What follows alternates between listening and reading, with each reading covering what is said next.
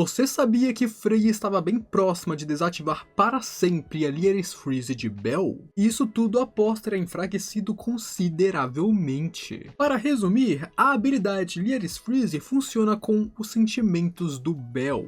Ela funciona usando esses sentimentos, a pureza, a determinação de Bell para o tornar mais forte, para o aprimorar em uma velocidade considerável, substancial. Por isso que em sua descrição ela diz que quanto mais forte for o desejo do garoto, mais rápido ele vai crescer, porque quanto mais forte ele quiser ficar mais forte, quanto mais forte forem seus sentimentos, mais forte a própria habilidade se torna. Onde, é claro, a habilidade surgiu após Bell se apaixonar por Ais e ser salvo por ela, onde não apenas ele criou seu amor por ela, como também uma grande admiração e vontade de ser tão forte quanto ela para andar ao seu lado. E é esse desejo, sentimento e pureza que faz a Lyris Freeze ser tão forte e ativa. Claro que com o tempo, conforme o anime passou, Bell ganhou outros motivos, a sua família, os seus amigos. Sim, mas o principal ainda é a Ais. Outro efeito bem quebrado da habilidade é a resistência a ataques mentais que ela dá para Bell, permitindo assim que ele escape do charme e encanto de deusas. O problema, porém, é que como ela funciona com base no desejo de Bell, dessa forma, se os sentimentos diminuírem ou forem embora, a habilidade também vai. E então, como Freya fez em seu plano, ela fez ele ir perdendo essas motivações, tornando a habilidade mais fraca ao ponto de que Bell sentia a chama em suas costas se apagando. Obviamente, se ele se apaixonasse por Freya, a chama iria ressurgir e a habilidade funcionaria, porque ele teria um desejo, só que agora por Freya. Porém, nós sabemos que isso não vai acontecer.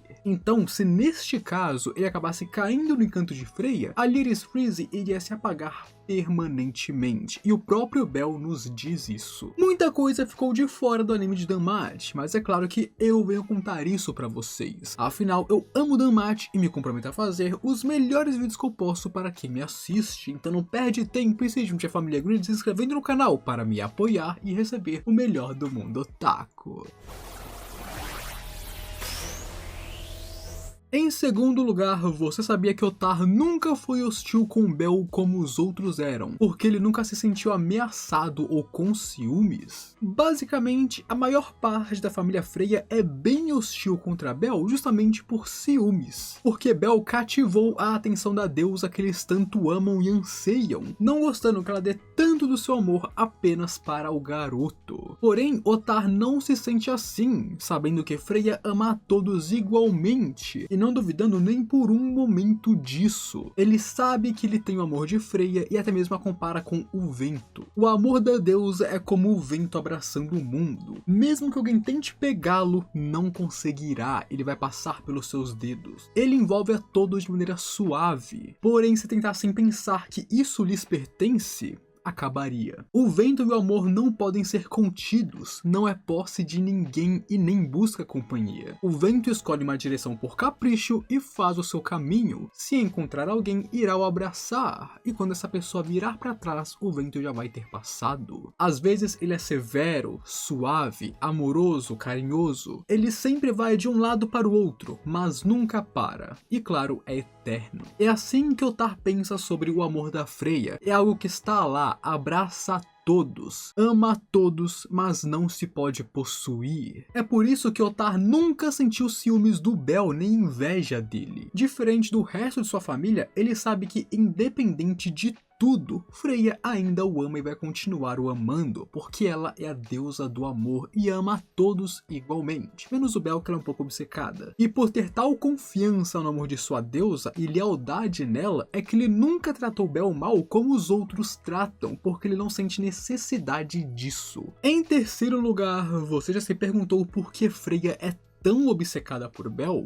Tudo isso começou por causa da pureza do garoto, que por consequência fez a sua alma ser única nesse mundo. A alma de Bell é transparente, limpa, diferente de qualquer outra, além de que o seu desejo de se tornar um herói o faz brilhar mais do que qualquer outro. Ele se destaca dentre as outras crianças. Freya possui olhos especiais, que permitem que ela veja diretamente as almas das pessoas, suas cores, naturezas e tudo mais. filhos. Tanto que é por isso que ela sempre conseguiu caçar tantas crianças talentosas para sua família. Como você acha que ela tem tantos talentos? Com seus olhos ela os acha e então os pega. Assim, com seus olhos, ela descreve a alma de Belle como pura e única, sem uma cor, a deixando curiosa e mais pra frente obcecada por Belle, após se apaixonar pelo garoto. E isso levando em conta que Freya sempre esteve procurando pelo seu Odor, pelo seu amor, pelo seu marido. Então quando ela em sua procura viu essa alma única, brilhante, que se destaca mais do que tudo, ela percebeu: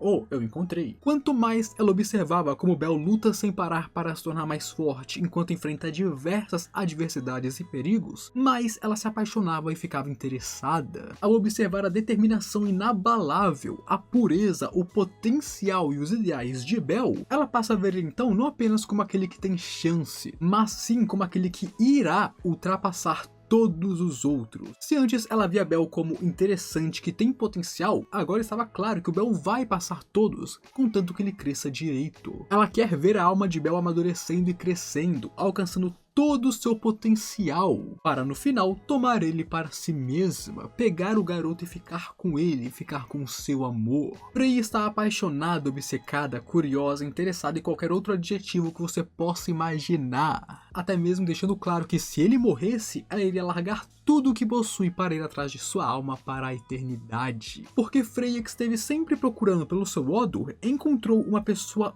única, uma alma mais bela do que todas e uma alma especial, que é o Belle. Em quarto lugar, você sabia que Asf possui 3 apelidos em Danmath? Em Danmath é muito comum você ver pessoas sendo chamadas de diferentes nomes, mas normalmente você possui apenas 2 nomes oficiais. Um seria o seu nome oficial, o seu nome realmente, e o outro seria seu alias, o apelido que os deuses te dão. Por exemplo, Belle era apenas Belle Cranel, e então foi reconhecido como novato pelos deuses, e mais tarde ganhou seu segundo apelido, Pé de Coelho, onde nesse caso o Pé de Coelho veio para substituir o novato, e assim Belle seria chamado ou de Belle Cranel ou de Pé de Coelho, tendo 2 nomes. E isso já aconteceu com várias pessoas, como por exemplo a Ais. Ela é Ais Wallenstein, porém ela já foi conhecida como Princesa da Guerra, embora atualmente seja a Princesa da Espada. Porém, atualmente, Asf é a única personagem que conhecemos que possui 3 nomes ativos e oficiais ao mesmo tempo. Asf se chama Asf Andrômeda, enquanto seu alias é Perseu. Porém, seu sobrenome Andrômeda também serve como um apelido, porque muita gente a chama por esse nome apenas em específico. Então ela é conhecida como Asf, também é conhecida como Andrômeda e também é conhecida como Perseu, e esse em específico é o seu apelido dado pelos deuses. Então isso é bem legal porque normalmente as pessoas desse mundo possuem 2 nomes, o seu nome e o seu apelido, mas o próprio nome da Asf serve como 2 nomes, porque chamam ela de Asf e de Andrômeda separadamente, sendo assim alguém que possui 3 apelidos em vez de 2. Em quinto lugar, você já pensou sobre quem eram os pais de Belle? O pai de Belle era conhecido por ser um suporte da família de Zeus, que era dito por ser tímido, sendo o primeiro a fugir de um combate caso ele se tornasse perigoso. Ele, assim como Zeus, adorava espionar garotas tomando banho e por isso sempre se metia em encrenca com ele. Ele era considerado o mais fraco da família de Zeus, porém, tendo em vista que era a família de Zeus, ele provavelmente era um nível 4. Agora, a mãe de Belle, Metéria, é a irmã gêmea da tia de Belle, Álfia, sendo as duas da família Hera. Infelizmente, ela sofria de uma doença muito grave desde seu nascimento, o que acabou a deixando acamada por muito tempo, mal sobrevivendo. Mas ela era uma pessoa incrível que todos amavam, principalmente sua deusa Hera. E sentindo que sua hora estava chegando ao fim, ela deu seu filho para Zeus, para que o deus cuidasse dele como se fosse seu próprio neto, o que nós sabemos que ele fez. E assim, Zeus seguiu o desejo de Metéria. Mas, novamente, se quiser saber tudo sobre essa família em detalhes bem legais, nesse vídeo eu conto tudo mesmo. Em sexto lugar, você sabia que o treino de Belle com Ais foi mais brutal do que você imagina? Lá atrás, durante a primeira vez que Ais treina Belle, ela claramente não sabia como treinar outras pessoas, já que até o momento ela sempre focou em se tornar mais forte e não deixar os outros mais fortes. Dessa forma, aqui ela foi bem mais implacável com o Belle do que o anime aparenta. Primeiramente, enquanto ela pensava em qual estilo seria adequado para o Belle, sem querer primeira, ela já meteu um chutão na cabeça dele que o fez desmaiar, e isso nem tinha começado o treino ainda. Então ela o chamou pra lutar, que foi onde começou a coisa real. Bell nem conseguia ver o primeiro ataque de Ice, porque assim que ela atacou, ele caiu e desmaiou sendo atropelado. Então ela ataca a barriga dele e o manda voando engasgado. Depois foi no joelho, o jogando no chão. Depois foi outro.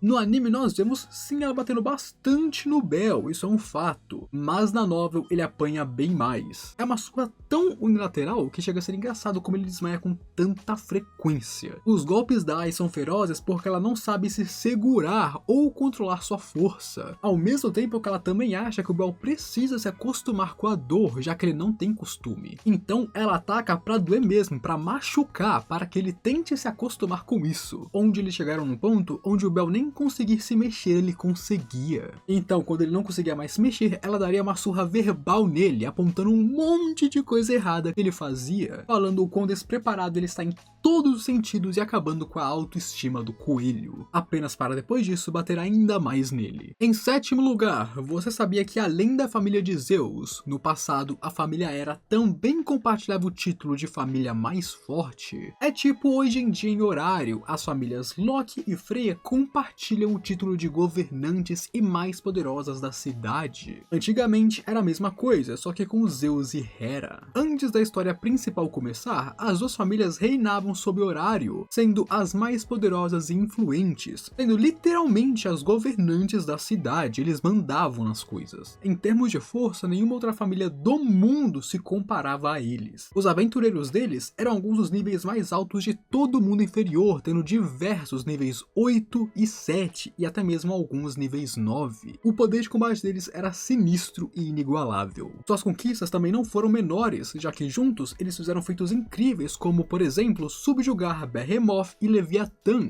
duas das 3 grandes missões do mundo inferior. E então foi só na hora de desafiar o dragão negro de um olho que eles perderam para ele. E essa derrota esmagadora e a perda de muitos aventureiros enfraqueceu muito as duas famílias. E foi então que os abutres, bem safados, correram para cima da carcaça. Quando as duas famílias ficaram enfraquecidas, a família Loki e Freya junto com a guilda atacaram e basicamente acabaram com as famílias Zeus e Hera que já não tinham mais muitos membros, os expulsando de horário para tomar o poder da cidade para si mesmos. E o mais engraçado é que mesmo que eles tenham feito isso de maneira patética, eles não tomaram o lugar deles. Eles agora são as mais poderosas de fato, porém suas famílias não são metade do que Zeus e Hera foram. Tanto que é por isso que aconteceu a Era de Caos em horário. Isso só aconteceu porque as famílias Loki e Freya não eram suficientes para parar esses criminosos, algo que Zeus e Hera eram insuficiente. Então sim, eles expulsaram Zeus e Hera, tomaram o controle por causa da sua ganância, mas nunca foram capazes de se comparar aos dois antigos. Agora, se quiser saber mais sobre a mãe de Bell, o pai dele, a sua tia e Zeus, neste vídeo eu conto tudo o que você precisa saber sobre isso. Mas antes disso, se inscreve no canal, deixa o gostei e comenta qualquer coisa para provar que assistiu até aqui. Então sai do canal e continua assistindo. Agora,